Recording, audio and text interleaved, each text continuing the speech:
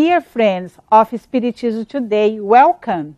We're glad you're able to join us to explore Spiritism. Now our daughter will offer the opening prayer. Our Father, which art in heaven, hallowed be thy name. Lord, we believe in thee because everything about us reveals your goodness and your power. Blind, then, is the one who does not recognize your works. Prideful is the one who does not worship you. The ungrateful is the one who does not give thanks to you. Today, our spiritual speaker will bring us an understanding about a healthier relationship under the light of Spiritism. Do you have a healthy relationship with God? What are the dynamics of sympathy? What are the dynamics of empathy? Our Spiritist speaker will answer this question and much more. We would like to invite you to watch the first part of a healthy relationship under the light of Spiritism.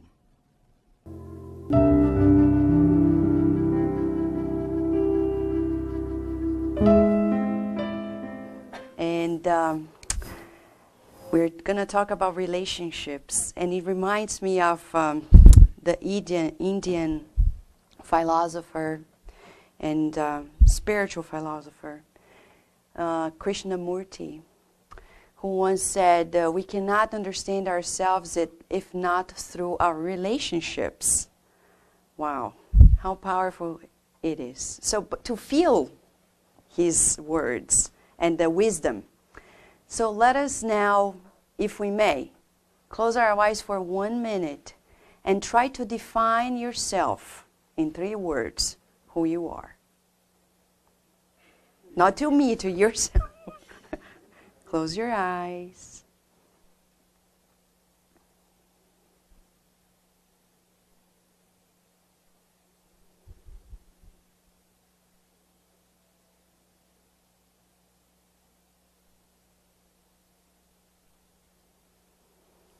Now we can breathe in and out and let go of any judgments.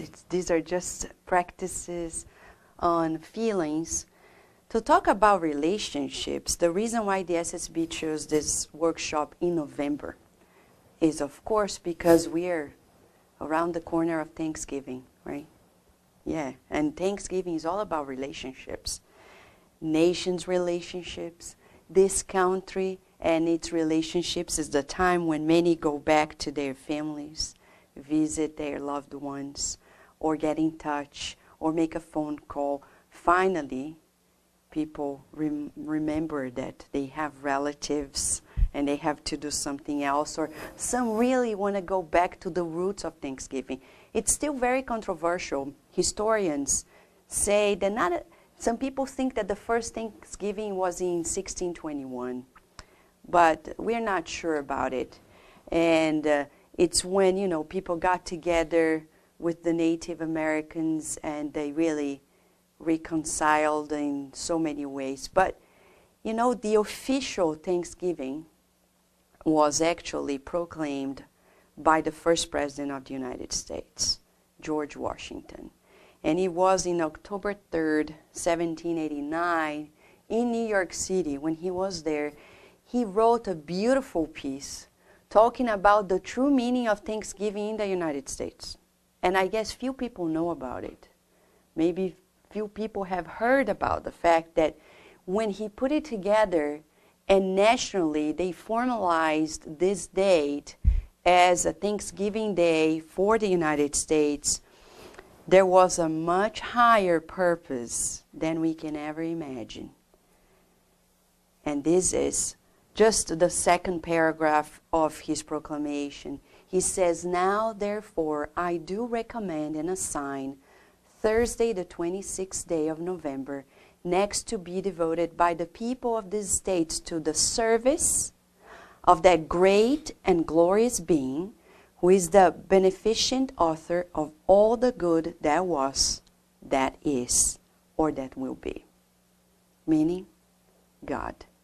If you read the paragraph, the beginning paragraph, the introductory paragraph of the proclamation, he clearly states that Thanksgiving is actually for us to stop reflect on our relationship with the Creator.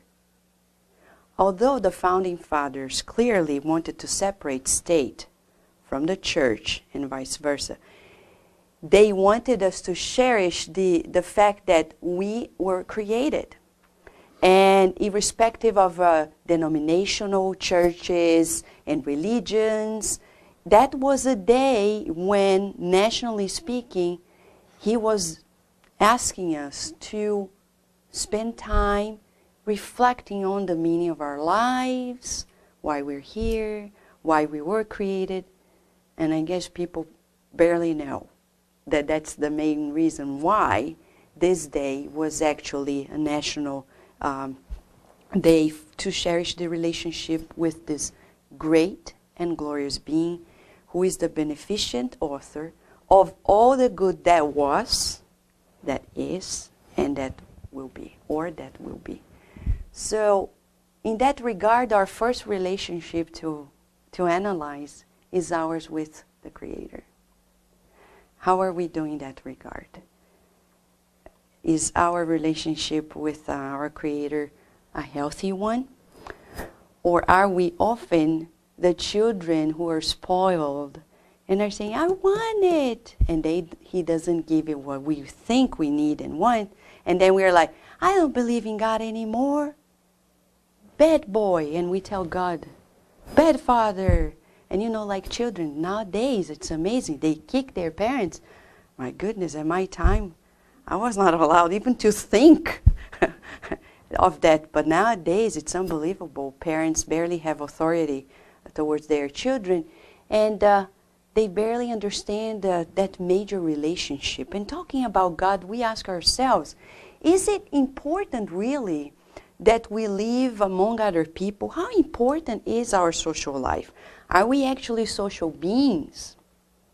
It's actually a long-standing question that many men and women have asked, thinkers of all times have thought through. And among them, we have, these two main schools saying that we are non-social beings.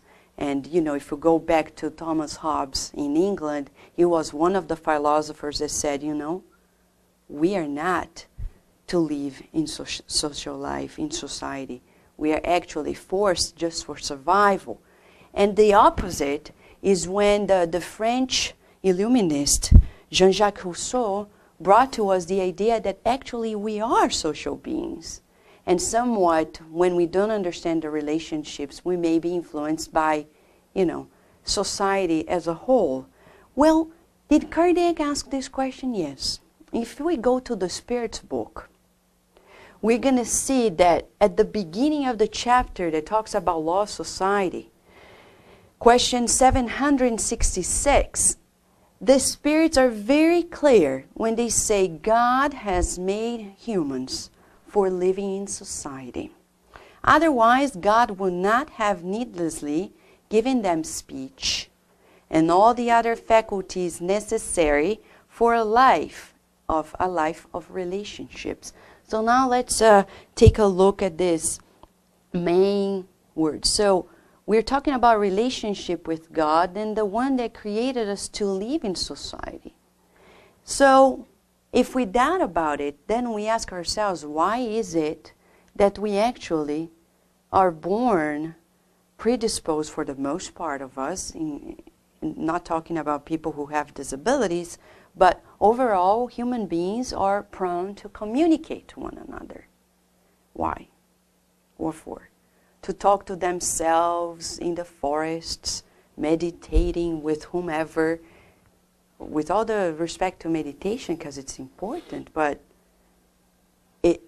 is it the real reason why we have that ability? And what could be the other faculties that pertain to humanity alone? What do you think the spirits meant when they said speech and other faculties? Touch, hearing, something that is specific to humans. Reasoning, intelligence, like the capacity to interact and express our emotions, like smiling, to express love. This is interesting because when scientists study emotions, we find out that primary emotions like joy, anger, fear, they can also in some level be found in animals. But the secondary emotions like love, trust, faith, it's only a human being level because it needs somewhat these other faculties, a higher level of intelligence, reasoning, and necessary for a life of relationships. So how are we doing in that regard? How are we? Are we using this tool of relationships to grow, or are we actually avoiding the best way for us to actually progress? Not even to mention that when we talk about relationships, we're talking about our relationship with God, with ourselves, with people closer to us, with our neighbors, communities with other communities, organizations with other organizations, and then, of course, in the bigger picture, nations to nations. So all these different levels of relationship, how are we doing at that level? The bottom line is we were created and born with this social component. Even science nowadays agree upon when we observe animals, we can tell that even animals, they are to live in society, in groups, in community. How about ourselves? So it has become such an important insight in science that Daniel Goleman, the psychologist who put together evidences and brought to us that we are much more than intellectual intelligence, the IQ. We have also an emotional intelligence. And as a development of that emotional intelligence, we have a social intelligence. So this is the book that he published, I think it was the end of last year or beginning of this year, I forgot. So social intelligence is, he puts together the neuroscience findings and psychology and many other ones and brings to us the fact that we have a social intelligence to work on. It's not something that is there and, wow, I'm born, oh, that person is so outgoing. That person is an extrovert person. That's an introvert. How much can we actually mold it, change it? We can. Science already tells it's possible to develop, educate this intelligence. How so? Well, first by understanding, let's bring it to the dynamics of this relationship. Well, we often find that it's complicated to be in relationships because either we get along well, boom, we bond, or we don't, right?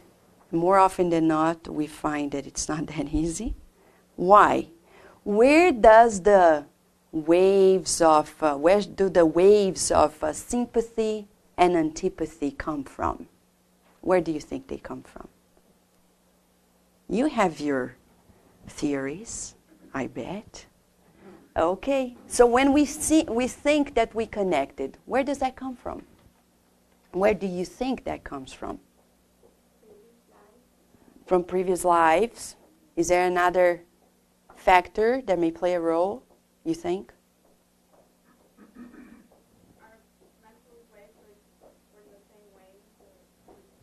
The level, the frequency, okay. Common interests.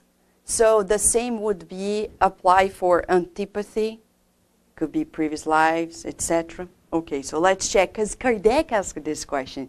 That's why the Spirit's book is fascinating. Kardec was an educator who was investigating about human mind in this exchange with the enlightening spirits. He was not a medium himself, he was a researcher. And as a researcher, he wanted to understand the nuances of life overall, from God to why we should be hopeful, faithful, etc., etc. So he asked this question: what are the dynamics of sympathy? Why do people get along well, you know, in the first encounter? And why do they like each other just because? Well, the answer was, this is in the question and answer 302, perfect sympathy between two spirits results from the equality in degree of their elevation. So we're talking about common interests, we're talking about similar experiences, similar understanding of life. Now we want to know the opposite. He also asked the question, what are the dynamics of antipathy? Well, this is 390.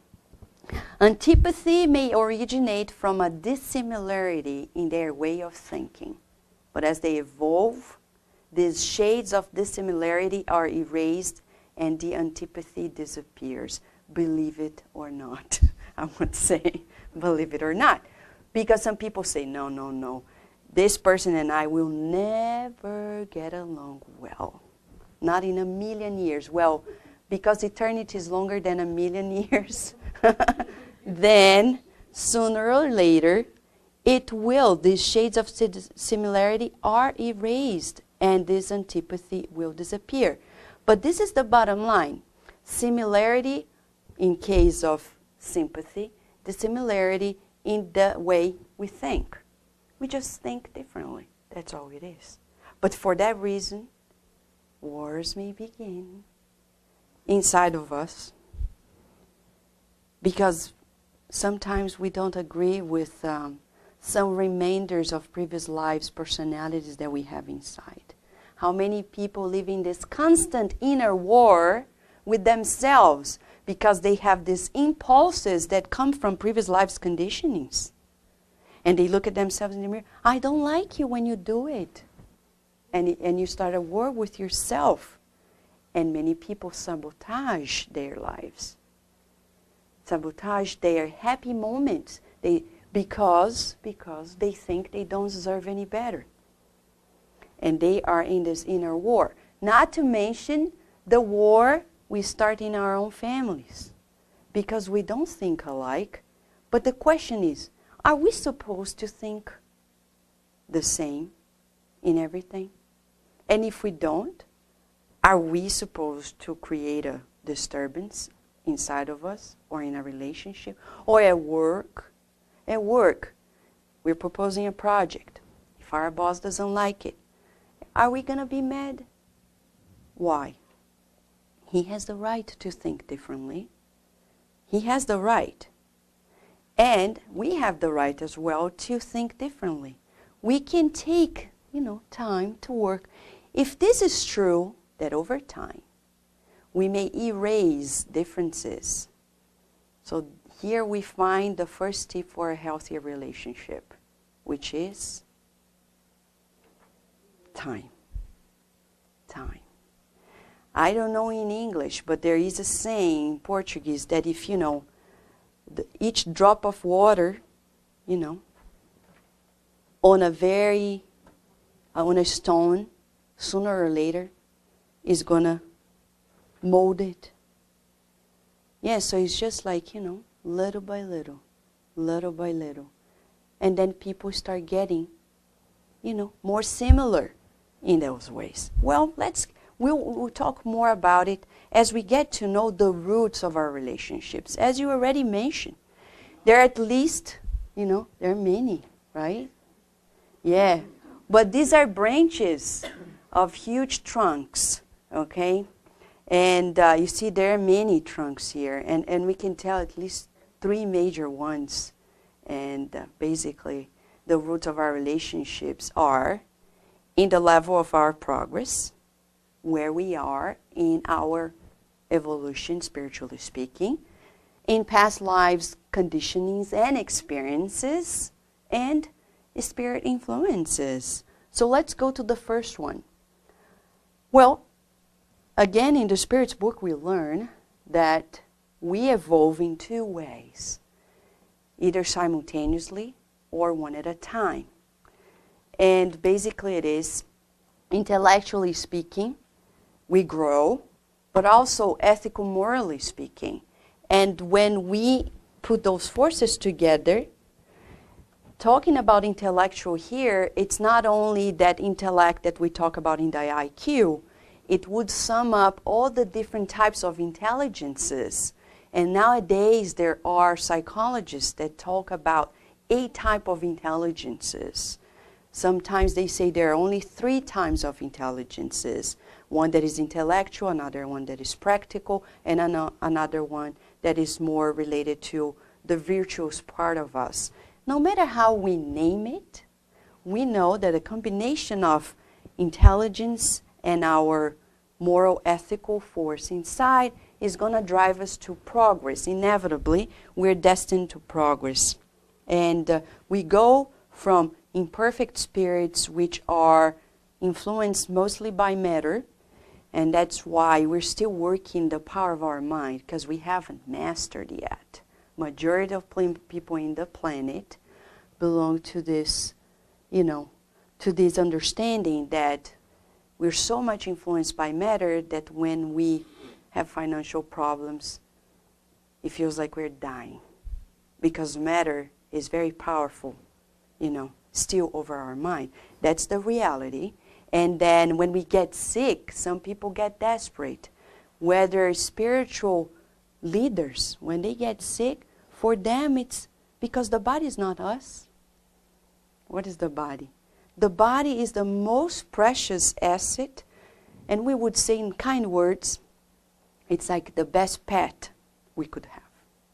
The best pet of all times, because it obeys us in everything that we want, everything that we think, and often we're not good owners, not good commanders, because we send messages to the body that are not good. If this time we're loving and caring, sometimes thoughts from previous lives are going to impact in this physical body. But spiritual leaders, when they have diseases, those do not really impact on them.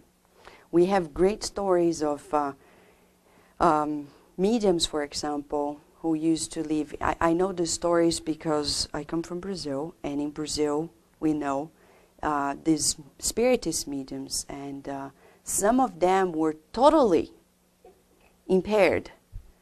They were disabled. They couldn't walk. They could only speak.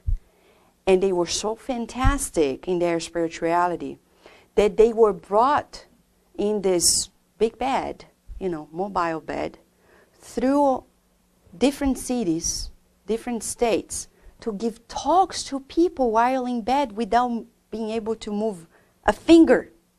And people would come and ask them for readings, advice, and people were like, oh, I have this terrible headache, and they are in bed. And they didn't even realize that he was there, because he didn't show that disability. Because the body is our way, as you can tell in the Spiritist magazine, in that article that Schubert brings to us, when the illness is the cure, we get to know that sometimes we're going to channel, we're going to drain some of previous lives' imbalances through the body, and we bless it. Not that we want to be sick, but we say, that's okay. It's just temporary. But that's only the ability of good spirits, because for them, spirits, they take over, they can deal very well with matter. They're still relating with matter, they're still working, dealing with the material life, but they are in charge of it. Matter does not own their mind a bit. And then the highest level, the words, what does perfect mean? I guess we cannot define it well. What we can tell for now is that the perfect spirits, they're everywhere and elsewhere in this universe, and they are not influenced by matter at all. That's probably the reason why Jesus Christ went through the whole, process of being condemned and be put to a cross, and he didn't complain about it, because he could his relationship with the physical body and the forces of nature, he mastered all the nuances that still we don't grasp. But he said sooner or later we will. Well, this is one aspect of our relationships. If we are there, probably we won't understand people who are here. And that's why some people, imagine people who are here, some people, they look at, higher beings or masters like Gandhi and say, why do you do that? That's so silly. You're starving to help your people. Do you think people didn't say this to him? Oh, yes, they did. Yesterday we were watching a documentary on Einstein, and people think, oh, he's a genius. He put together this formula. It was easy. Boom. No. He had relationship struggles beginning with his marriage. And then with friends elsewhere, people were challenging him because he was already at another level in many ways. But people couldn't grasp what he already grasped theoretically because he was a theoretician. He was a physicist who was working these theories in his mind, not necessarily doing experiments. And he was, I don't know how many thousands of years ahead of many people who couldn't understand what he was talking about. Well, some people were not his friends just because they couldn't agree upon that new theory. So we're talking about the levels of advancement, or other people when they propose a less attached material life. Those who are still attached are like, why am I going to bother with this spirituality thing? Well, they don't understand, and they may not like the people who already talk about it.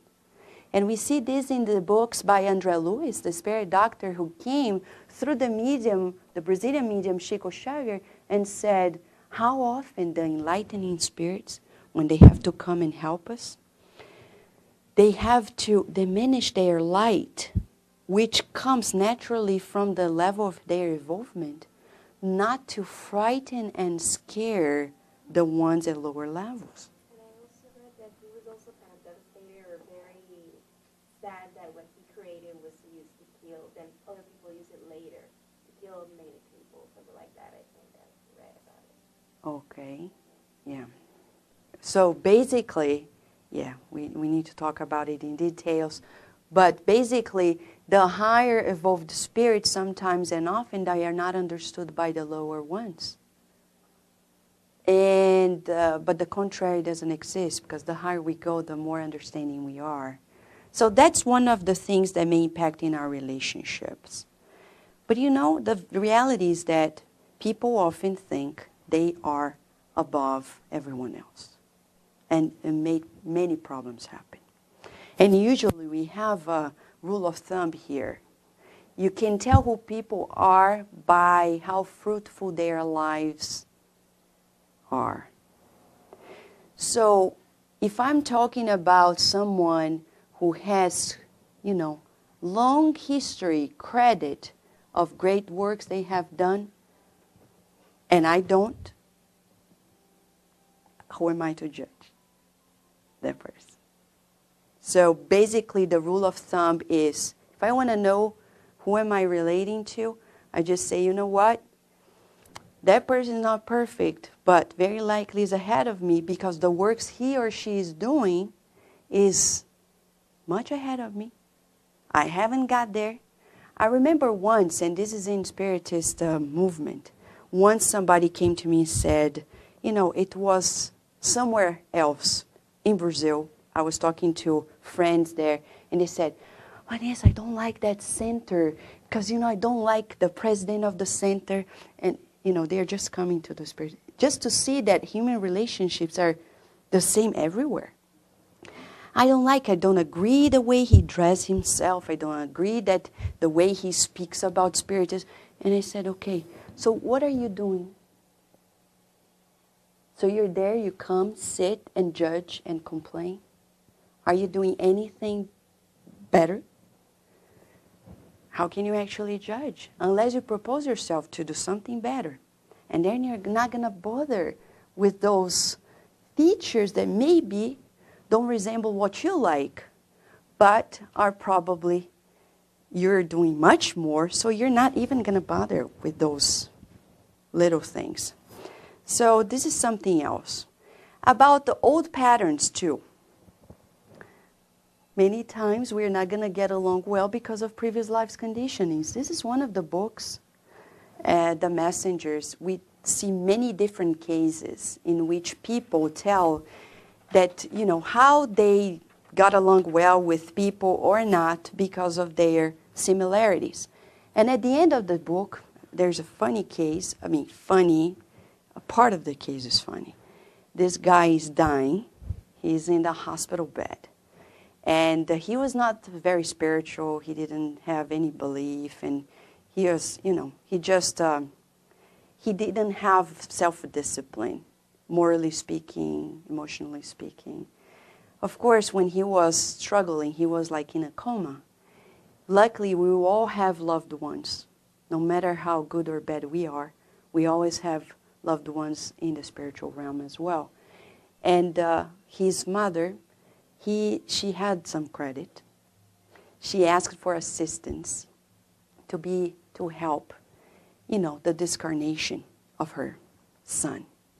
Well, because she had married, the good spirits came along and were there to help, you know, untie the connections from spiritual body to the physical body. But suddenly, she observed, as Andrea Lewis, the spirit doctor, observes, that the window, somebody, the incarnate team, you know, the incarnate family who was there, they opened the windows of the hospital room. And in the spiritual realm, they observed that there were two friends, spirits, there, telling the man who was about to die, saying, "Hey, come on, Joe, come. What are you waiting? We're here waiting for you." And they were saying like very vulgar words. They were very low-level type of spirits. And then Andrea Lewis was like distressed and said, to the mentor, "What is it? This is a serious moment. He's dying. What are these spirits joking about?" Said, "Don't worry. These are actually his friends who already crossed over. You see, the ties of sympathy. And then when we cross over, we have the same friends there waiting for us. The same that we got along well throughout our lives. And they were there waiting for him. But because he had married, due to his mother, he was protected for the time being to not be assessed by those spirits. So we're talking about, you know, a lot of complexity in our relationships. And finally, our relationships are much influenced by the two worlds. Sometimes we don't realize that we have a spiritual network.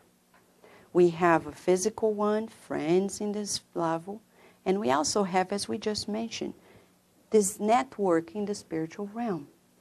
And some are good, some are not that healthy. And when some of them sometimes don't like us, they may whisper things that are not very healthy, and that's what we call in Spiritism obsession. Not this obsession we hear everywhere and elsewhere. This obsession here is this persistent negative influence of one spirit onto other. And, okay. So, to cut short and go straight to where we all want to be, what do we do to have healthier relationships? So, we'll give you a very easy kit, because it's easy. God loves us, and God doesn't complicate. It's just that we have this optical illusion that things in life are too complex. Actually, the kit has a tool and a remedy. When we open it, there's one tool and one remedy. Okay? What is the tool for a healthier relationship with God, ourselves, one another, community to community, nation to nation? The tool begins with self-knowledge. awareness. So Joanna de Angelis, the spirit friend, through Divaldo Franco, mentions that if at the end of the day I ask myself these three questions: how do I react to myself, to the things that I feel, that I think, that I do? What is actually my behaviors toward others, even those that I don't disclose? Because remember, Krishnamurti clearly states, very wisely, and psychology vouches for that, we are how we relate with one another and ourselves. Not whom we want to be. We are. And if we are always distressed about relationships, always seeing problems with people, that's inside of us. So if we are seeing love and affection, potential in people, it's because it's already popping up inside of us. And then the last question is, how shall I develop my feelings towards myself and others? So basically it goes to the same line of root as we can tell in this short clip. Let's take a look. This is a transactional analysis, 2 short clips about relationships. I think it gives us great tool to identify which part of us. We have these ego states that usually have a particular role in our transactions with other people. Let's take a look and see what it says.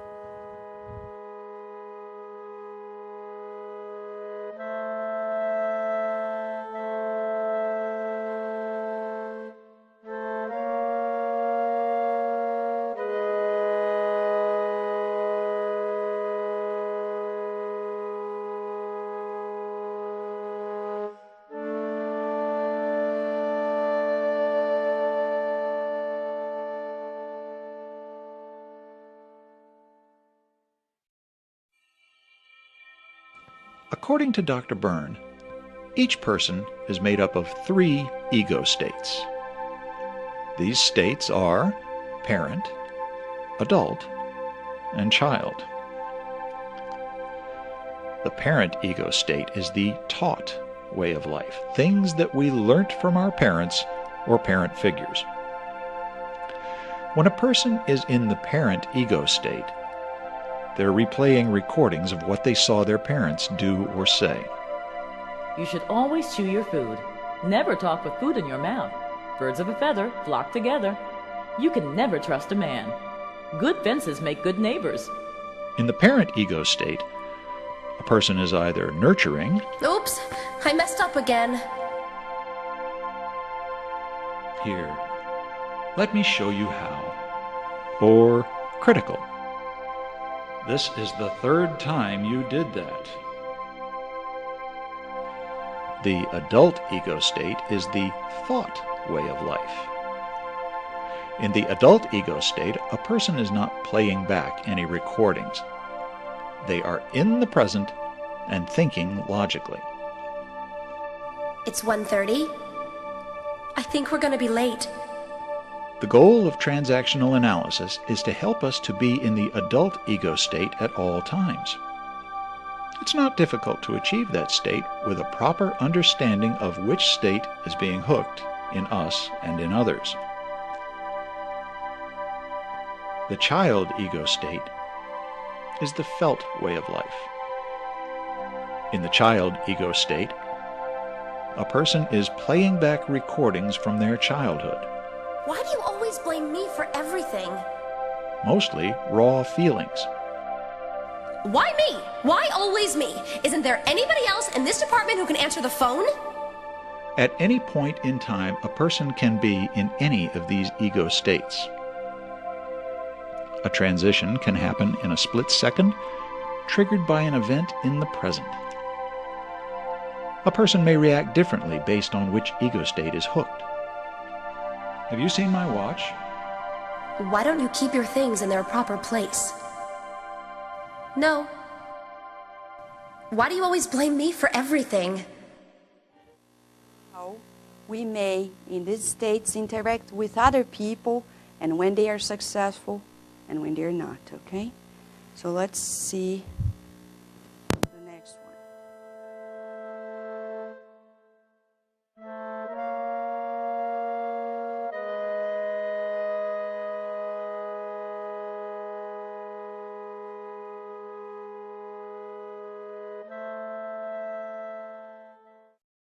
The interactions between people are known as transactions. A transaction is said to be complementary when the response is an expected response. For example, when the person is talking from the parent ego state and the response comes from either the parent ego state or the child ego state.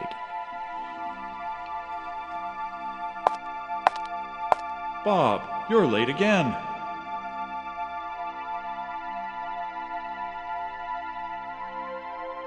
Sorry, sir.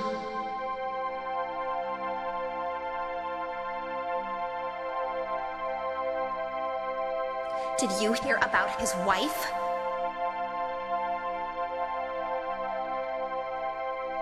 Yes, I did. How can she do that to him?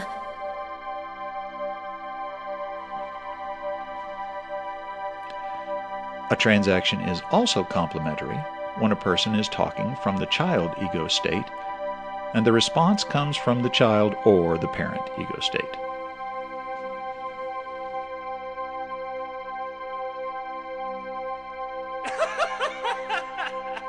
Let's get drunk.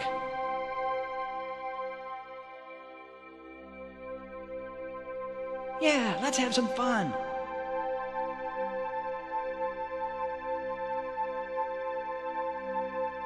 Oops, I messed up again.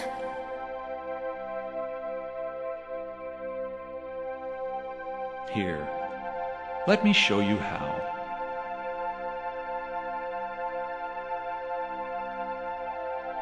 Another form of a complementary transaction is when both parties are talking from their adult ego state.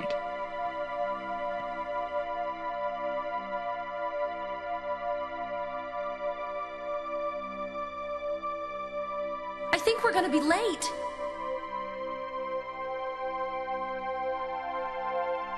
I know a shortcut that'll take us there in 5 minutes.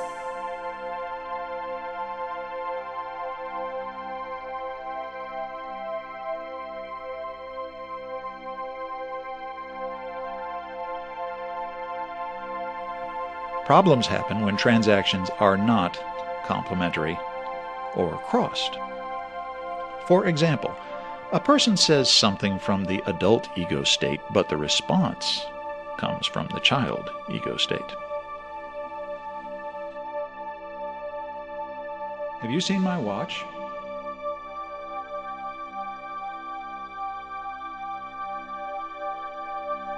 Why do you always blame me for everything?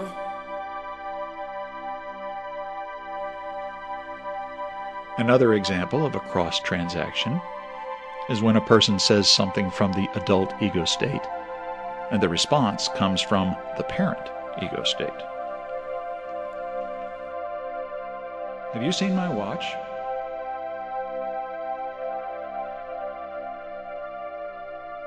Why don't you keep your things in their proper place?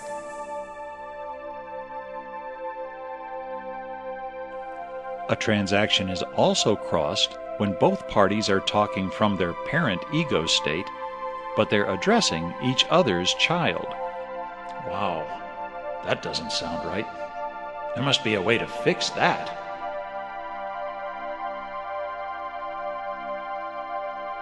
If you think you know the answer, why don't you do it yourself?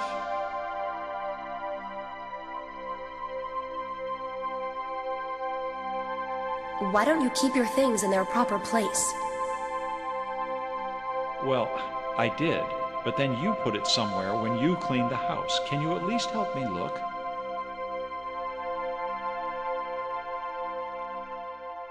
We're going to do an exercise. You're not going to show it to anybody, but we're going to walk a path together from trying to realize and be aware of this relationship. So I'll give you this card, and there will be 2 activities. One that we'll do now, and then the next one after I present the remedy for relationships that we may use. So the tool here, the first exercise is to use the tool in the kit. The tool is to raise awareness. So let's think about the possibility that this parent that we have inside of us, as much as the child, which are always playing back from feelings and judgments from this life, from previous lives. Imagine the complexity when we are dealing with one another, when we are in our relationships. We may often play back and not be in these complementary relationships. So here the question is, who am I in this relationship? And these are these three. You're going to choose one, only one, relationship that is in your present life, somewhat disturbing or disturbed or problematic. And we're going to walk from analyzing it together to remedying the relationship. You're not going to show anybody, so don't worry about it. Okay? Can you take one and pass around, please? Thank you. Take one and pass around. Let me give it here. And can you...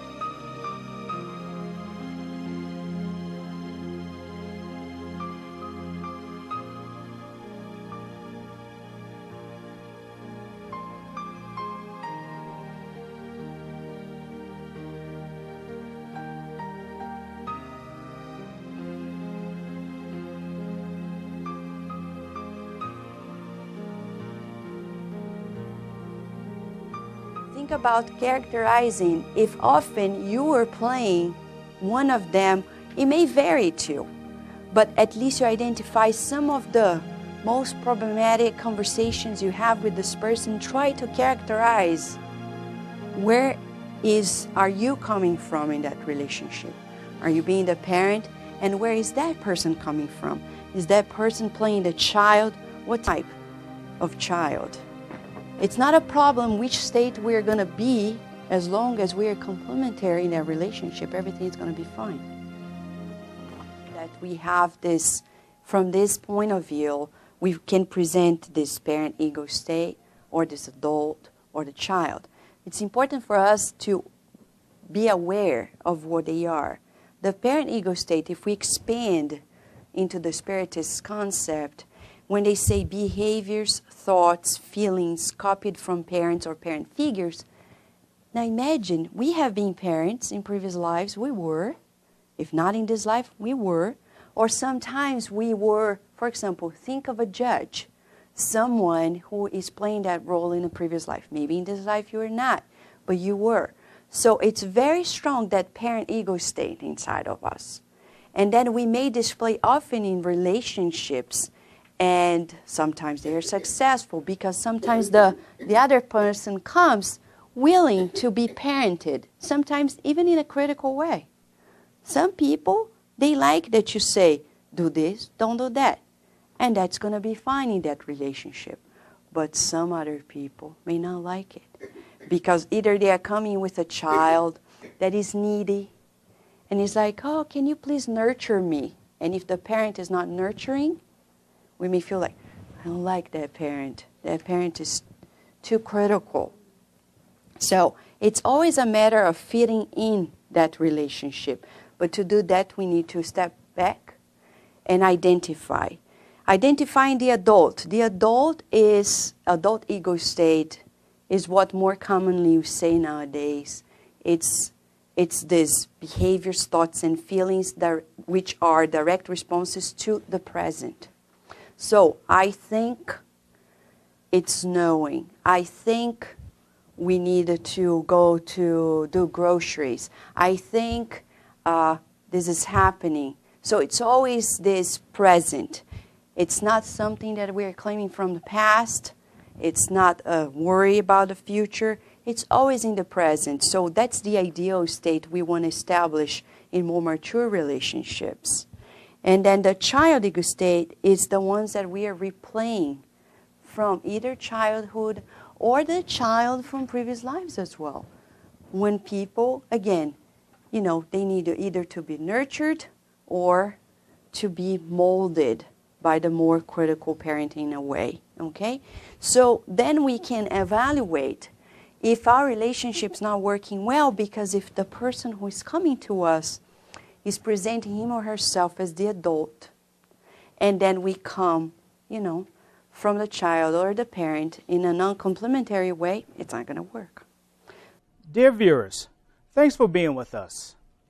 Our Spiritist speaker has brought us an understanding how to have a healthier relationship. Did you like this theme? I hope so, because Spiritism Today was made for you and to help for our spiritual growth. Now, our daughter will offer the closing prayer. Please pray with me. Give us today our daily bread. Give us the necessary food for our maintenance of our physical strength. And give us also the spiritual nourishment of our development of our spirits. Thank you for being with us today. Goodbye.